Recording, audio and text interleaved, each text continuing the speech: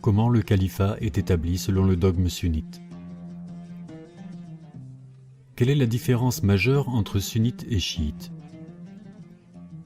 Les chiites croient que Allah nomme ses représentants, khilafa, dans sa terre, et ils croient que les gens n'ont absolument rien à faire avec cette nomination, sauf d'obéir et de se soumettre au successeur d'Allah, son calife. Les sunnites croient qu'Allah et les gens peuvent nommer les successeurs. Donc les sunnites croient que le prophète, que la paix soit sur lui et sa famille, a laissé cette affaire aux musulmans de nommer qui ils veulent comme un souverain et son successeur. C'est ce qu'ils appellent shura, ou consultation.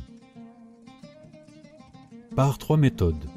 Premièrement, la shura, ou consultation. Deuxièmement, nommer le successeur. Troisièmement, l'oppression et la domination. Ces méthodes n'ont aucun fondement dans la loi islamique, mais elles ont été innovées.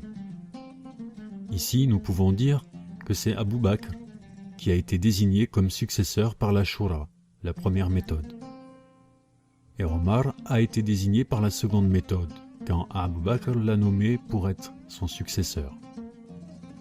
Et Muawiyya est devenu un successeur à travers la troisième méthode. Ces trois méthodes n'ont pas de trace dans les textes légitimes, ni le Coran, ni la Sunna. Par conséquent, ni une révélation divine, ni un texte prophétique n'est venu avec ces trois méthodes, même si le prophète, que la paix soit sur lui et sa famille, a tout clarifié aux musulmans avant qu'il ne décède. Et les musulmans avaient l'habitude de lire la parole d'Allah. Ce jour-là, j'ai parachevé pour vous votre religion. Chapitre 5, verset 3. De sorte que la religion soit complète et se perfectionne avant l'invention de ces méthodes. Donc, à partir d'où viennent ces trois méthodes? En fait, ces trois méthodes sont venues pour justifier l'histoire vécue par les musulmans après la mort du prophète, que la paix soit sur lui et sa famille. Elle n'est pas liée à l'islam, du tout. Au contraire, elle a été créée et inventée par les gens qui suivent leurs désirs et par les savants égarés qui répondent à l'appel des sultans de leur vendre leur religion.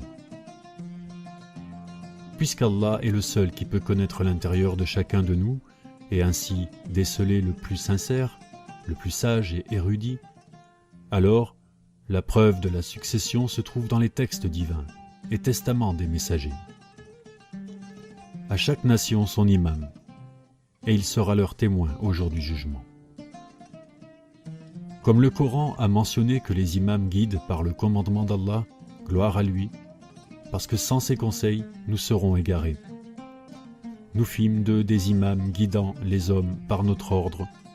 Nous leur avons envoyé les inspirations pour faire de bonnes actions, pour la salate et de pratiquer la charité ordinaire, et ils nous ont constamment servis. Chapitre Anbiya, verset 83. Un jour, nous appellerons l'ensemble des êtres humains avec leurs imams respectifs. Ceux qui reçoivent leur dossier dans la main droite liront avec plaisir, et ils ne seront point lésés le moins du monde. Sourate le voyage nocturne, verset 71. Et ceux qui prient, notre Seigneur, accorde-nous des épouses et des descendants qui seront le confort de nos yeux, et donne-nous un imam pour diriger les justes. Chapitre Discernement, verset 74. Donc la nomination d'un successeur d'un messager de Dieu est une affaire divine. Et puisqu'Allah est sage et juste, cette règle s'applique à tout temps, pour tous, jusqu'au jour du jugement. Si on est clair là-dessus, on peut passer à l'étape suivante, la succession après la mort du prophète Mohammed, que la paix soit sur lui et sa famille.